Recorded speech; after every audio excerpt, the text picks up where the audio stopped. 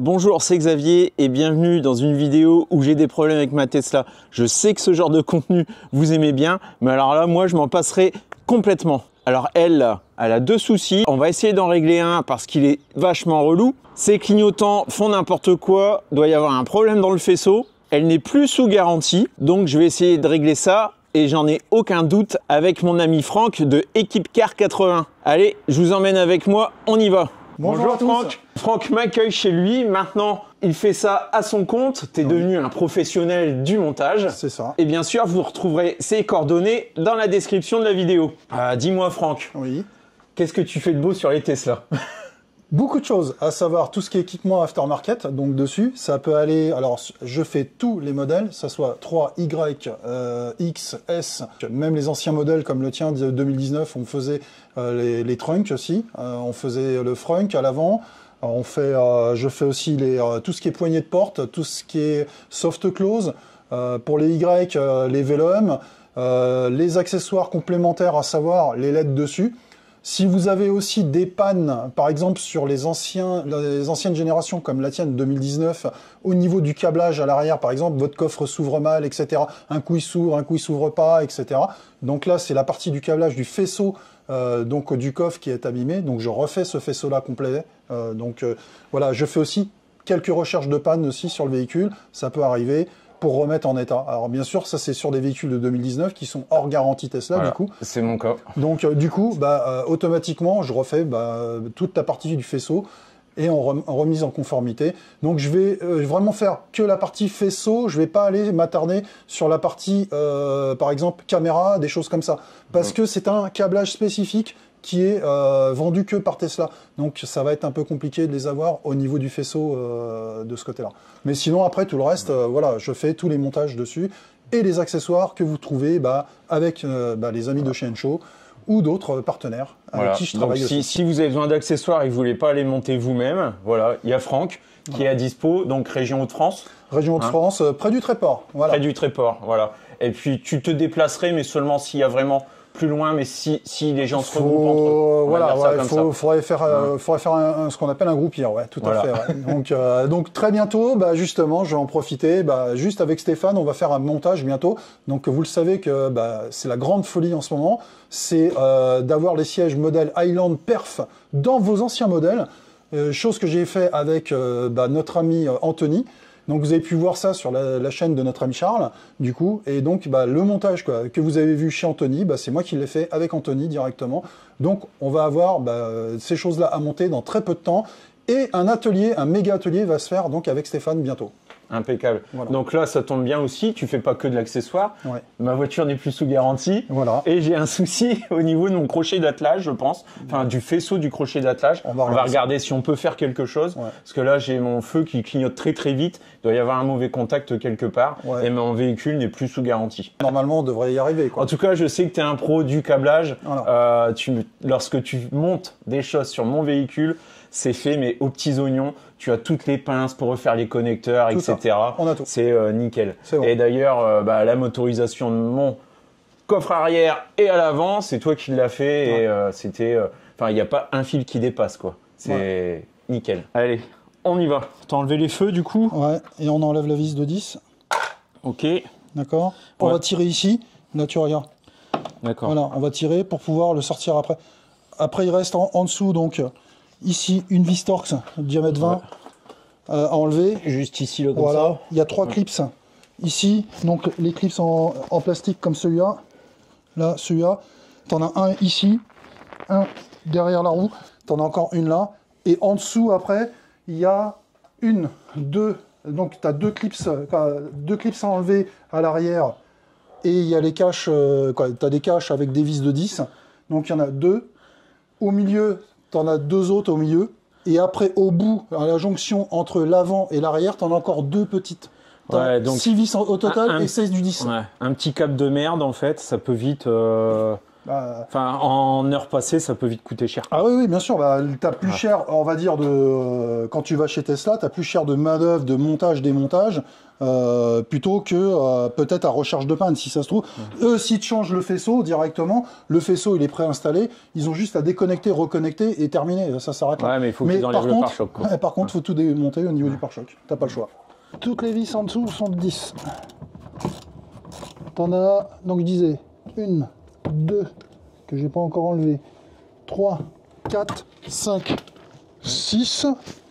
Et ici, au niveau du pare-choc, t'en as une, t'en as deux, mais tu démontes que la première. Celle qui tient normalement les bavettes, quand tu rajoutes les bavettes. Tu démontes que celle-là. Ok. Donc j'ai dû la démonter de ce côté-là, pas de l'autre encore. Parce que comme de l'autre côté, on était un petit peu embêté sur la vis, qu'il fallait attendre T'es un peu grippé. que le dégrippement agisse, et qui a été très bénéfique. Donc ça. Donc par contre, à remonter, il faut mettre absolument sur les vis, remettre un peu de graisse marine avant de remonter, pour pas avoir cet effet de... On en avait mis il y a très longtemps. Ouais. Je crois qu'on l'a redémonté entre temps. Mais il faut pas hésiter, ces pièces-là, quand vous les démontez, il faut remettre à chaque fois. T'essayes de viser ma caméra à chaque coup, hein? C'est ça. Mais j'y suis pas arrivé encore. Non, non. Donc à partir de là, je vais l'attraper d'ici, je vais le dégager doucement. Faire attention à la petite agrafe en dessous. C'est pour ouais, Voilà. on a mis Tu du vois. scotch aussi au moment où on reposera pour. Ouais. Donc tu vois, regarde, ça vient frotter dessus, donc justement c'est pour ça que j'ai mis du scotch. Voilà pourquoi je mets du scotch. Parce que regarde, là je vais être obligé d'aller pour tirer là, et tu vois, on est déjà en train de monter dessus. Donc ici, on vient là, on tire.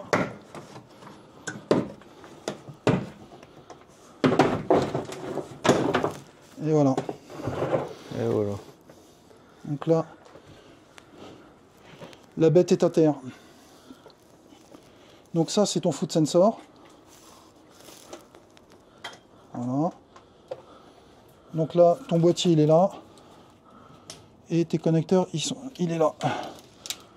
Ton boîtier là, connecteur là. Donc tu vois, on pourrait, dans l'absolu... Voilà, si je débranche, est-ce que j'ai encore l'alarme déjà? Est-ce que ça vient de l'eau? Bah, va voir déjà. On va voir si ça clignote mieux. Peut-être refaire un reboot aussi. Hein. Ah, ça y est, ça clignote normalement, Franck. Ouais. Regarde. Ah ouais. Donc tu vois, regarde, c'est Donc mon problème, il vient bien du faisceau. du faisceau du crochet d'attelage. Au pire des cas, donc là, on sait très bien que c'est pas la partie du boîtier. Non, c'est pas la partie haute, D'accord, c'est la partie c'est pas basse. celle-là, c'est vraiment celle-là. Du coup, si vraiment ça va pas, on recommandera que cette pièce-là et on changera que cette pièce-là. Ouais. D'accord? Parce que du coup, là, on va essayer de la réparer quand même. Je vais la démonter complètement, on va la mettre sur l'établi, on va comme Bien ça. séché, etc. on va être puis bien regarder comme il ce faut. qui est oxydé. Voilà. Et puis du coup, donc là, je vais démonter ces petites vis-là qui sont là. Ça va être du 8. Je vais démonter ça, comme ça, j'ai toute cette partie-là qui va venir dans la main. Et je vais pouvoir aller travailler tranquillement sur l'établi et bosser comme il faut. Voilà. Et qu'il n'y aura pas de souci dessus. Donc au moins, on sait déjà que notre problème vient de là. Donc ça vient pas de notre boîtier, ça vient vraiment de ce système-là. Je pense que quand on va démonter à l'intérieur, ça va être vert de gris, tout ce qu'il faut. Ouais. Et pour info, c'est la deuxième fois. La première fois, Tesla me l'ont changé sous garantie. Alors, de mémoire, ils avaient aussi changé ce boîtier-là, mais là, ça sert à rien, quoi. Mais je pense que si on attend trop longtemps avec des connecteurs qui se font mal, peut-être qu'il y a possibilité d'endommager le boîtier qui est au-dessus. Ouais, après c'est du multiplexage. C'est fort possible qu'on arrive à avoir des choses qui commencent à être bien endommagées après. C'est fort possible. Alors, je voudrais quand même dire aussi, moi, mon crochet d'attelage, il a servi quasiment tous les week-ends pendant 1 an. Donc, la trappe, elle n'était pas forcément non plus tout le temps remise. Je pense que c'est peut-être un peu ça aussi qui a fait que. C'est fort possible. Hein. Parce que juste en dessous, là, on a une trappe. Hein. On connaît ton goût de l'exigence au niveau de remettre tout en état à chaque fois. Allez, prends ça, Xavier. Ah non, mais je m'en sers. J'ai fait 1 année de travaux, je m'en servais sans arrêt. Sans arrêt. Donc, il y a un moment, effectivement, quand tu sais que tu t'en sers le lendemain, tu te mets pas à 4 pattes dans la boue pour remettre la trappe. Bon, Est-ce que j'ai vraiment besoin de me justifier, hein? Alors, ça y est, Franck, c'est extrait. Alors, je l'ai démonté, regarde, tu vois, dessus, en ouvrant, on voit bien, regarde, pas du tout une goutte de verre de gris. Ouais. Franchement, il est nickel. Hein. Ouais. Par contre, regardez, il transpire un petit peu. On dirait qu'il a chaud. D'accord? Donc si je démonte cette partie-là, à mon avis, on va démonter celle-là, et on va voir qu'en dessous, on doit être à l'intérieur plein de flotte. Donc pour moi... Ouais, la flotte, elle coule de là. Tu vois, elle coule de là. Donc je pense que... Ben, elle coule de là parce qu'il y a le joint, regarde, tu vois, qui est là. Donc à mon avis, c'est rentré par le joint et ça a stagné dedans. Je te parie ce que tu veux, que tout est plein de verre de gris dedans. Donc là, on va démonter cette partie-là. On va l'ouvrir et on va arriver là où il y a les connecteurs et les vis. On va tout nettoyer. Ça a l'air de s'enlever assez facilement. Ouais, ouais. Et je pense qu'on va découvrir le poteau rose, là, comme dirait l'autre. Et je pense que ton problème vient de là. Maintenant, ce qu'on va faire, avant, pensez bien, quand vous le démontez, là, du coup, parce que comme on va le remettre au même endroit, pour que l'histoire de la trappe, elle soit bien au bon endroit, faites une marque ici. Donc, ici, vous savez que cette languette-là doit venir là. Faites une marque, là, ou mettre un scotch. Je vais peut-être même mettre un scotch. Parce que quand on va le remonter, voilà, pour pas qu'on ait le problème qu'a eu... Oui, pour info, tu me l'as déjà remonté à l'endroit, parce que Tesla me l'a remonté à l'envers. Donc, je mets la languette là. Et donc, ce qui se passait, c'est quand je voulais mettre ça bloquait et je pouvais plus rien faire. Donc, du coup, là, voilà. Donc là, faites bien un petit repère dessus. Comme ça, si vous vous amusez un jour à démonter, de le faire comme il faut. Bon, allez, c'est parti, on démonte. Alors, ouverture. Déjà, on est déjà un peu plein d'eau là. Oh, regarde, ça pisse. Ouais, c'est plein d'eau. Je sais pas si tu as vu tout ce qui a coulé. Voilà.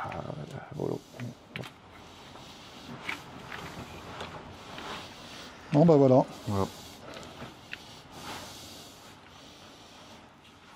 De toute façon, on a bien vu l'eau qui coulait. Donc l'eau stagnait dessus, donc du coup, forcément, l'eau ça fait contact, hein, donc automatiquement, voilà, c'est rentré dedans. Pourtant, tout le reste est vraiment bien protégé, on le voit bien. Hein.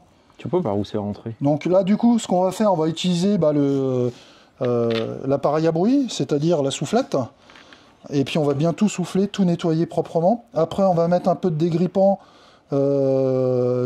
Contact, du nettoyant contact exactement. Je vais vérifier, tu vois, qu'on n'a pas de coupure, de quelque chose comme ça, c'est partout. Mais là, ça baignait dans l'eau. Mais là, ça baignait dans l'eau, donc du coup, forcément, le peu de contact que tu as, ça met en contact tout le reste, automatiquement. Et par moment, il s'enlevait, il se remettait, Donc, dès qu'il y avait un peu moins d'eau, je pense que j'avais plus le problème. On va regarder un petit peu, ouais. Alors, je pense que c'est ça, ouais. Tu as eu un peu moins de problèmes l'été, on va dire, je pense, et puis un peu plus là, quand il a fait pas... Ouais, là, voilà. Comme il fait super bon en ce moment, quoi.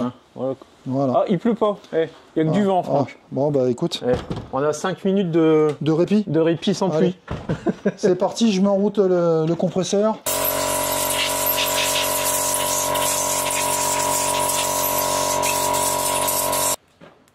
Ça y est, c'est nettoyé, donc. C'est nettoyé, séché. On a mis un coup de nettoyant contact dessus.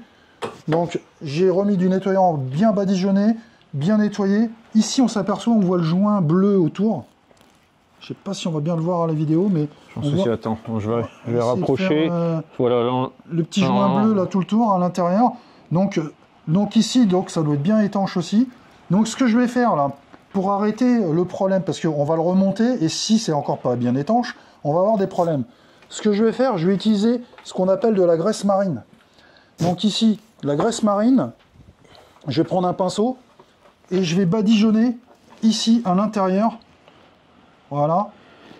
Donc je vais pousser dedans. Il faut saturer en fait pour plus que l'eau elle. En fin de compte, comme ça va faire une barrière au cas où, s'il y a encore une fois de l'infiltration, ça va faire une barrière dessus grâce à la graisse marine.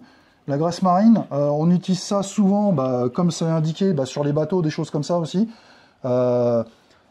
Franchement, c'est vraiment hyper efficace de ce côté-là. Donc là, voilà, vous voyez, je badigeonne bien à l'intérieur, je pousse avec un pinceau pour bien mettre dedans, pour bien que ça pénètre dedans. Donc je retors un peu les câbles dans tous les sens pour que j'arrive à accéder un peu à tout le monde. Vous pouvez mettre ça aussi au-dessus, par exemple, sur des contacts. Une fois que vous avez changé votre batterie, que vous avez bien nettoyé, etc., les batteries 12 volts que vous avez sur le véhicule, pareil, une fois que vous avez fini, vous remettez ça par-dessus, ça évite l'oxydation que vous avez dessus. Donc on s'aperçoit que, pourquoi c'est pas étanche? Regardez, c'est pas compliqué. Regardez le joint comment il est. Et il y a des trous partout. Là, on a uniquement les 3 trous pour mes vis. Ouais. Ouais, mais comment ça se fait que, regardez, j'ai d'autres trous. Donc, Il y a un problème, là. voilà. Donc du coup, c'est à cause de ça que ça rentre dedans. Et ensuite, il est positionné dans le mauvais sens, ça peut pas s'évacuer. Ouais, donc du coup, ça peut rentrer, mais ça peut pas rentrer, sortir. voilà. Malgré qu'il y a la plaque, on a la petite plaque qui vient par-dessus. La plaque, ok, il n'y a rien dessus, vous voyez. Il n'y a pas les autres trous. Mais par contre, automatiquement, bah, je vais t'embêter. Donc je vais essayer de voir si je peux pas essayer de les bloquer aussi, toujours avec l'histoire de la graisse marine, pour voir à badigeonner dessus, pour éviter que ça vienne planter dedans. Voilà.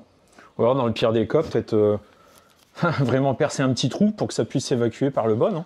Je sais pas. C'est peut-être pas... Ouais, je sais pas. Parce que là, tu vois, il faudrait qu'on perce un peu tout le monde autour. Alors, c'est un peu vicieux parce que ça pourrait aussi bien peut-être rentrer que sortir. Donc, ça peut être un peu... C'est un double tranchant. C'est un double tranchant, hein. C'est un petit peu vicieux quand même. Ouais.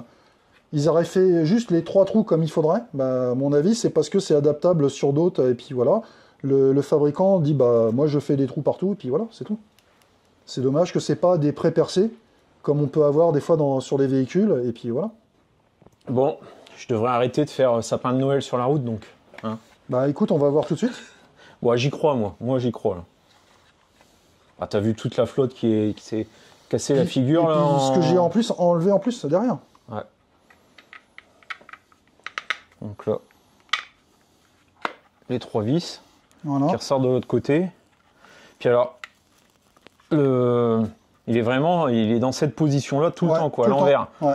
Donc les autres trous, enfin, il y a une plaque qui va dessus, mais... Ouais, il y a la plaque qui vient dessus. Alors, ou sinon, ce qu'on va essayer de faire, comme tu dis, il va peut-être mettre un coup de silicone dessus. Voilà. On va, là, parce que là, c'est sur du... Il y a quoi? Ah oui, non, c'est le vide. Ouais, ouais, c'est du vide. Ouais. On va peut-être mettre un coup de silicone dessus pour éviter justement que ça rentre dedans. Parce que là, normalement, là, ça devrait faire l'étanchéité. Ouais, avec la plaque avec en la plaque pression. dessus, ça devrait faire l'étanchéité, mais le reste, non. Donc là, c'est connecté. Là, voilà, j'ai mis donc avec l'adaptateur, puisque là, je suis sur la prise, donc cette voie, et puis là, ici, on est en 12 ou 16, je sais plus. Et donc là, donc j'ai mis une petite plaque comme ça, voilà, pour tester. Donc j'ai remis les feux comme ça, juste en volant, voilà, en avant. Et là, hop, si je mets les warnings, par exemple, tac, déjà, okay, ouais, ici, j'ai bien la petite remorque, elle est en bleu, elle est plus en rouge. Voilà, donc... Ok, donc là tu peux voir que tes 2 feux refonctionnent correctement. Tu vois, donc tu as bien sur ta remorque. Là, ça marche. Tu as bien ça et tu as bien tes 2 feux qui sont tous les deux. Qui clignotent normalement, voilà. Qui ne fait pas désynchronisé sapin de Noël. Ouais, c'est dommage parce qu'on arrivait à la période de décembre. Donc, non, mais ça va aller, ça va aller. Bon. Ah, ça fait du bien. Ouais. C'était que de l'eau. Ouais. Enfin, ça fait chier quand même. Hein, ouais, y avait parce que là, c'est pas tout le monde qui va aller démonter le pare-choc.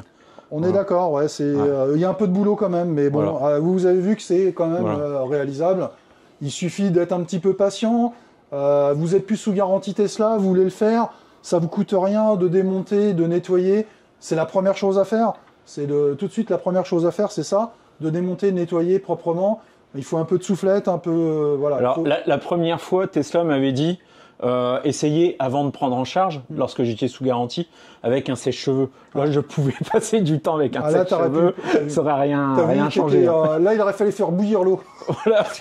pour s'évaporer. Ouais. Et encore, vu que c'est quand même pris dans un joint, je pense quand ça rentre, ça a plus de mal à sortir. Ouais. Donc là, ce qu'on va faire, on va faire le remontage comme on a expliqué tout à l'heure. Par contre, on va mettre du joint silicone sur les trous qu'il y a à côté, qui ne sert strictement à rien, hormis attraper de l'eau pour mettre dedans.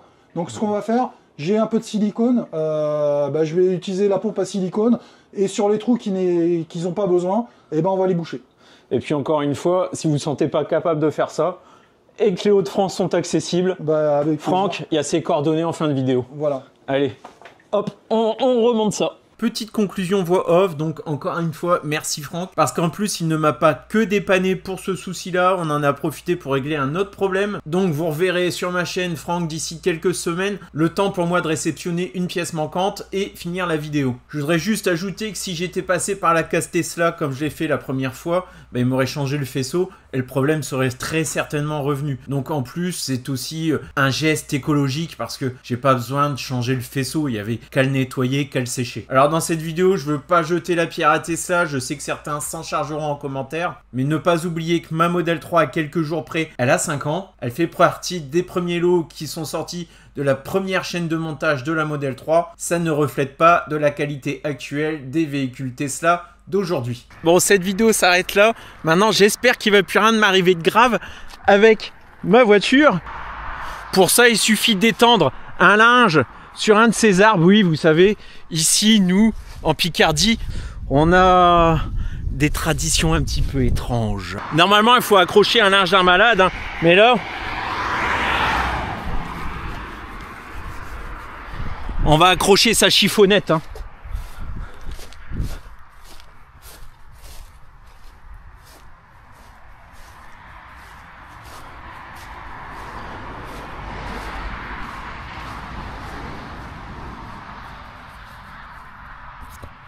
Allez, ciao, à très bientôt.